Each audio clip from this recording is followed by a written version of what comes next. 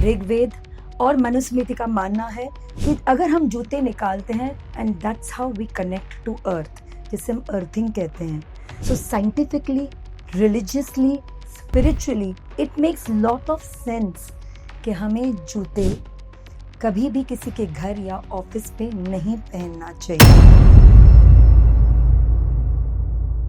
जब लेबर्स बहुत मेहनत करते थे, थक जाते थे and they had nothing instant to eat, तब ब्रिटिशर्स ने एक चीज़ बनाते थे, वो है कटलेट.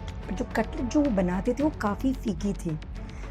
और दूसरी तरफ जो वटाना का जो उसल जिसे हम बोलते हैं, उसने लिया रगड़ी का रूप. इस तरह से हुआ रगड़ा पैटिस का ओरिजिन. फिर ऑब्वियसली वेरिएशन तो होने ही थे. तभी एक ब्रिटिश ऑफिसर मार्क थॉर्नेल, वो वहीं उत्तर प्रदेश में कहीं स्थायी थे, उनको ये बात बहुत ही अजीब लगी. एक चौकीदार आता था, एक गोल रोटी लेता था, दूसरे गांव जाता था, उसे वो रोटी दे देता था और कहता था आप अगले गांव जाइए और वो रोटी दे दीजिएगा. भारत के एक ऐसे फैब्रिक की which has also got GI tag. ये इतना रिच फैब्रिक है, एक अपनी विरासत है. That is what makes this patola very very precious, very very expensive. चाहे वो नीता अंबानी हो या फिर श्रीदेवी हो, जब हम घंटी बजाते हैं तो आवाज़ निकलती है, ठीक है ना. तो इस आवाज़ और इस ध्वनि की ताकत का राज छुपा है हमारे वेदों में. पर हम क्यों बजाते हैं, क्या रहस्य है इसके पीछे, आज हम वो बात करेंगे.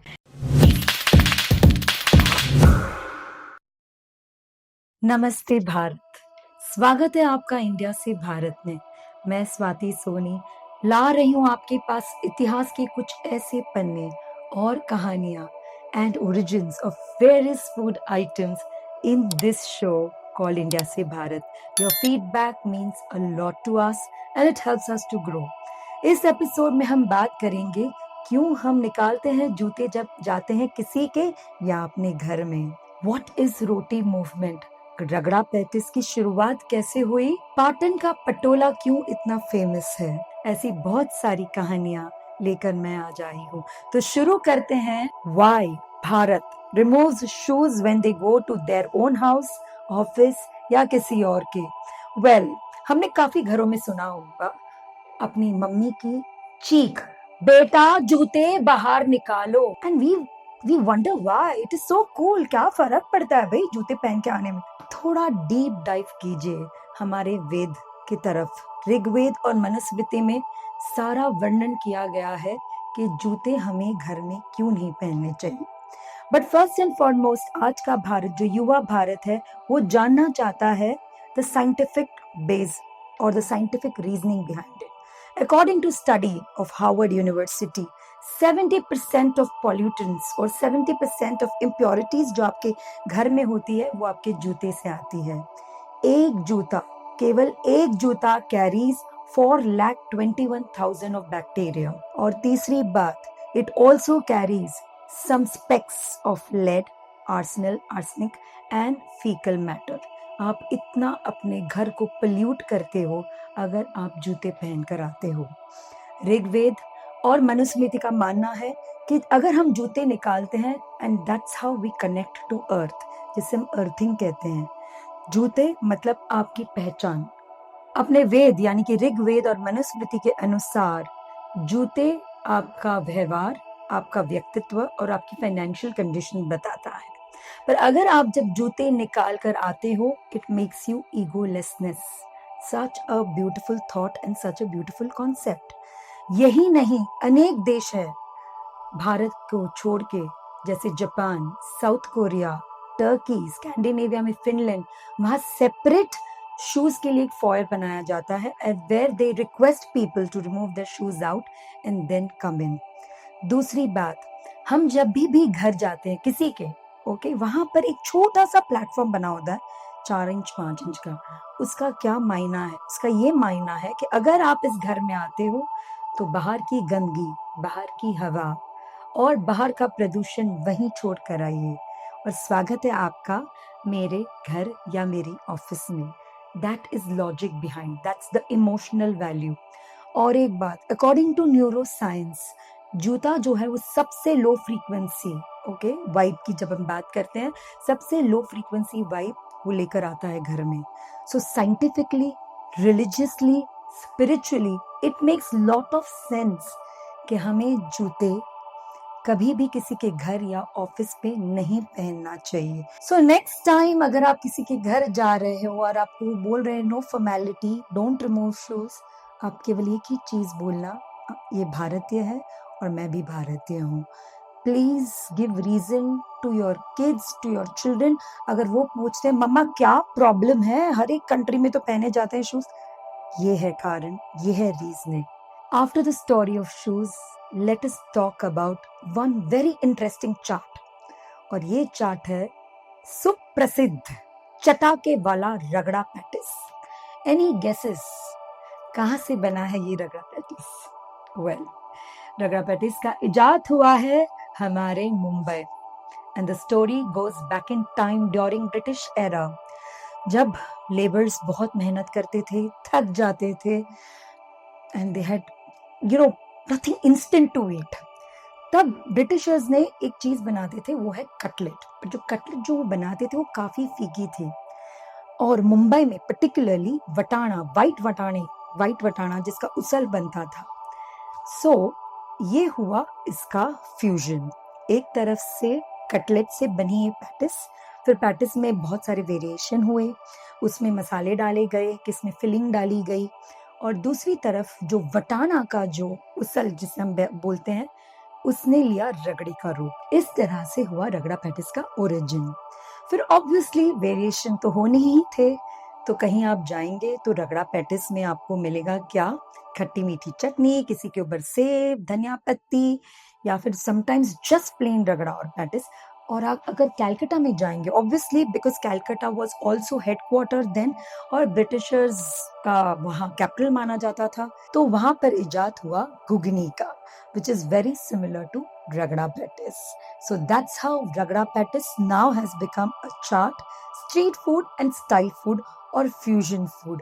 हम fusion food की अब बात करते हैं, पर हमारे ancestors बोले या हमारे दादाजी बोले, उस जमाने के लोग ने तो तभी का तभी fusion food बना लिया था, and that's how ragda pattis was born. 1857 का आंदोलन हम सब जानते हैं। 1857 का आंदोलन शुरू हो चुका था, और उसी दौरान उत्तर भारत में कुछ अलग सा हो रहा था। अंधेरी रातों में एक चौकीदार आता है, एक गोल रोटी लेता है, और वो दूसरे गांव जाके दूसरे चौकीदार को वो रोटी दे देता है। ना कोई चिट्ठी, ना कोई संदेश, नथिंग हिडन, और ये लगातार चलता रहा था। तभी एक ब्रिटिश ऑफिसर मार्क थॉर्नेल, वो वहीं उत्तर प्रदेश में कहीं स्थायी थे, उनको ये बात बहुत ही अजीब लगी। उन्होंने अपनी डायरी में लिखा था कि भाई ये रोटियां तो इतनी तेज पहुंच जाती हैं एक गांव से दूसरे, जितनी हमारी पोस्ट भी नहीं पहुंचती है। ये सारा ट्रेंड डेफिनेटली आश्चर्यजनक था। क्या था ध्येय उसके पीछे, किसी को पता नहीं था। बल्कि उत्तर भारत यानी कि उत्तर प्रदेश में, जैसे कि बुंदेलखंड है, अपना रोहिलाखंड है, और बहुत अलग अलग गांवों में हर शाम, रादर हर रात, एक चौकीदार आता था, एक गोल रोटी लेता था, दूसरे गांव जाता था, उसे वो रोटी दे देता था और कहता था आप अगले गांव जाइए और वो रोटी दे दीजिएगा। और ये लगातार चलता रहा। इनफैक्ट वहाँ के जो इंस्पेक्टर जनरल थे, जो ब्रिटिशर ही थे, उन्होंने ये कैलकाटा हेडक्वार्टर में भी बात की कि ये कुछ अजीब लग रहा है, या कोई जादू टोना कर रहा है, या कुछ यहाँ पर छिपा हुआ है, बट नथिंग सीम्स रॉन्ग। ये क्यों हो रहा है वो किसी को पता नहीं चला, पर हमारे इतिहासकारों को ये पता चला। This was a silent revolution to fight against Britishers. This was one of the first movements against them. इसका ध्येय और संदेश एक ही था कि हमारे जहन में बहुत ही गुस्सा भरा हुआ है इस अंग्रेजों के खिलाफ। मैं ये रोटी लेती हूँ और ये रोटी से मैं ये मानती हूँ या मानता हूँ कि मैं ये साथ हूँ, इस आंदोलन में साथ हूँ, इस रेवोल्यूशन में आपके साथ हूँ। और जैसे ही ये दूसरे गांव में दूसरा चौकीदार एक्सेप्ट करता था, मतलब वो सहमति दे रहा है। इस तरह से पूरा भारत एकजुट हो गया इस आंदोलन की तरफ। It was a very silent revolution. It was a revolution which required no leadership, no political party. एक ही कॉमन थ्रेड था, वो था गुस्सा अगेंस्ट ब्रिटिशर्स. अगर हमने ये ठीक से ये रेवोल्यूशन को फॉलो किया होता था तो हमें 200 साल नहीं लगते थे आजादी पाने के लिए. This is one of the momentous moment in the history of Bharat. तो कैसी लगी आपको रोटी moment? And I think it is still applicable here. आज भी हम ऐसा कुछ अगर बदलाव लाना चाहते हैं silently, at the same time with lot of resilience and strength, हमें बदलाव ला सकते हैं. If you know of any such movement या कोई आप एनेक्डोट या कहानी या किस्सा जानते हो, हमें जरूर इस ईमेल आईडी पर मेल कीजिएगा. And do let us know how did you like this part of the story. अब रोटी मूवमेंट की हम बात करेंगे भारत के एक ऐसे फैब्रिक की which has also got GI tag. ये इतना रिच फैब्रिक है, एक अपनी विरासत है. मैं बात कर रही हूँ गुजरात राज्य के पाटन शहर के मशहूर बहुमूल्य हाथ से बना हुआ पटोला फैब्रिक की. सब जानते हैं कि भाई Patola fabric is from Gujarat and from Patan city. Well, that's not the story. 900 साल पहले की ये कहानी है. Patola has its roots in Maharashtra. कहा जाता है कि सालवी जो एक कम्युनिटी है महाराष्ट्र की, वो बहुत अच्छा डबल वीविंग टेक्निक से सिल्क बुना करते थे रेशम को लेकर. और सोलंकी डायनेस्टी जो गुजरात में है, उसके राजा कुमारपाल जी को ये फैब्रिक बहुत ही पसंद आ गया था और उनको ये फैब्रिक की धोती बना के भगवान जी की पूजा करनी थी. So what he did, he invited Salvi community in Patan to weave this fabric. तो वहां से गुजरात का कनेक्शन शुरू होता है, यानी कि पाटन का कनेक्शन शुरू होता है पटोला के साथ. So now let me explain how this fabric is made. सबसे पहले डिजाइन तय करते थे. पहले पैटर्न और डिजाइन्स मन से सोचे जाते थे, दैट इज नारी कुंजर, जैसे हाथी, घोड़ा और औरत. धीरे धीरे ये चीज स्टैंडर्ड बनती गई. फिर आया नवरत्न, पान भात, फुलवली, रक्त चंदन, वोरा, गजी भात. ये सारे डिजाइन यानी कि कॉन्सेप्ट्स बनते गए. इसके बाद होता है सिल्क का चुनाव. Best quality Chinese silk use किया जाता है. दोनों रैप और वेफ यानी कि ताना और बाना को अलग से टाई डाई किया जाता है. रंग में नेचुरल डाइज जैसे हल्दी, इंडिगो, मंजिष्टा यूज किए जाते हैं. इसके बाद आता है रेशम को बांधना. सिल्क को किस तरह से बांधा जाता है. सिल्क के धागों को पैटर्न्स के हिसाब से बांधा जाता है. हर कलर के बाद बंधन तोड़कर नेक्स्ट कलर लगाया जाता है. काफी प्रेशियस और कॉम्प्लेक्स होता है. गलती की कोई गुंजाइश नहीं होनी चाहिए. लास्ट प्रोसेस फाइनल फिनिशिंग, जिसमें साड़ी को पॉलिश किया जाता है. और पटोला की खासियत ये है कि आगे और पीछे में आप कोई अंतर देख नहीं पाएंगे. And there is no way you can duplicate this piece. That is what makes this patola very very precious, very very expensive. चाहे वो नीता अंबानी हो या फिर श्रीदेवी हो. नीता अंबानी ने हाल ही में अपने बेटे की शादी में पटोला की साड़ी पहनी थी, which I am sure did not cost less than 5 to 10 lakhs rupees. I mean, the range is high, पर कम से कम उतनी कीमत होगी. पटोला, द ओरिजिनल पटोला जो सिल्क फैब्रिक से बनता है, उसकी बेसिक कीमत, कम से कम कीमत 10,000 से शुरू होती है and it can go up to 1 lakh, 2 lakh, 10 lakh तक जा सकती है. ये पटोला विदेश भी जा चुका है. You can see this fabric in the museums of Malaysia, Indonesia and Thailand. ये पटोला आप कहाँ से बाय कर सकते हैं? ऑब्वियसली सबसे पहले मैं कहूँगी पाटन से. Rajkot is again hub to buy very good patola fabric. Please ध्यान रखिएगा, आर्टिफिशियल फैब्रिक में भी बनता है, पर अगर आप टेक्सचर जब टच करेंगे, वो टेक्सचर काफी मुलायम होना चाहिए. आगे और पीछे की प्रिंट सेम होनी चाहिए, और जितने रंग उतना महंगा patola. He has made patola the runway queen. The famous patola weavers कि मैं आज नाम लेना चाहूंगी. सबसे प्रसिद्ध है लेट श्री विशाल सालवी, श्री विनायक सालवी और Shri Rajinikanth Salvi. They are the famous patola weavers. Ideally आप राजकोट या पाटन जाएंगे, आपको छोटी छोटी छोटी इंडस्ट्रीज मिलेगी पटोला की, where you can pick your one iconic patola piece. પાટણના પટોળા સૌથી સરસ અને સૌથી लाजवाब છે। हमारे शो की बात हो और उसमें मंदिर का जिक्र न हो, ऐसा कभी बनता नहीं है। आज हम बात करेंगे, जब हम घंटी बजाते हैं तो आवाज निकलती है, ठीक है ना। तो इस आवाज और इस ध्वनि की ताकत का राज छुपा है हमारे वेदों में। जब भी हम मंदिर जाते हैं तब सबसे पहले क्या करते हैं, हम घंटी बजाते हैं। पर हम क्यों बजाते हैं, क्या रहस्य है इसके पीछे, आज हम वो बात करेंगे। क्या ये सिर्फ एक परंपरा है या इस आवाज में छुपी है भारत के वेदों वाली ज्ञान ध्वनि। ऋग्वेद कहता है नाद ब्रह्मण नीति श्रुतम। इसका अर्थ क्या होता है, नाद ब्रह्मा इति श्रुतम यानी ध्वनि ही ब्रह्म है। सृष्टि का आरंभ एक आवाज से हुआ, ओम से, और घंटी भी यही याद दिलाती है, एक कॉस्मिक वाइब्रेशन।